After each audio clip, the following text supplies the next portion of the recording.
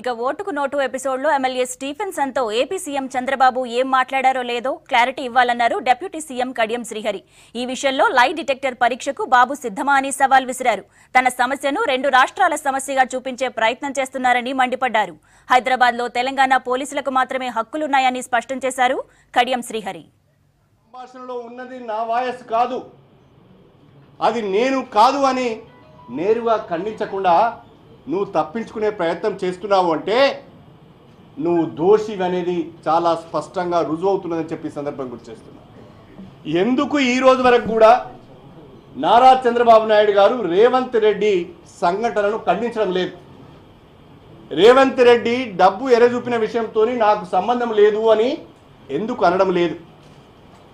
Telephone సంభాషణ ఏదైతే record అయిందో అందులో ఉన్న వాయిస్ నాది కాదు అని ఎందుకు అనలేకపోతున్నామని నేను అడుగుతున్నా.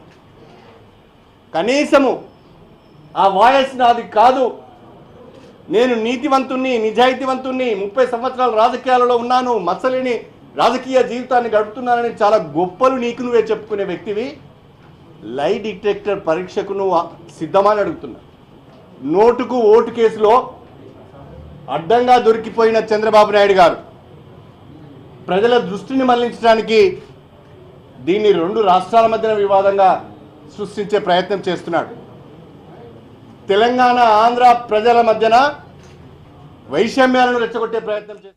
మరోవైపు ఓటుకు నోటు ఇష్యూలో రేవంత్ రెడ్డి కుటుంబానికి అండగా ఉండాలని డిసైడ్ అయింది టీడీపీ. రేవంత్ బెయిల్ పై కన్ఫ్యూజన్ నెలకొనడంతో ఫ్యామిలీ మెంబర్స్ కు భరోసా కల్పిస్తోంది.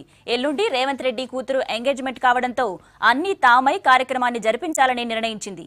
ఈ కార్యక్రమానికి ఏపీ సీఎం చంద్రబాబుతో పాటు ఏపీ మంత్రులు హాజరు కావాలని ఆదేశించారు బాబు.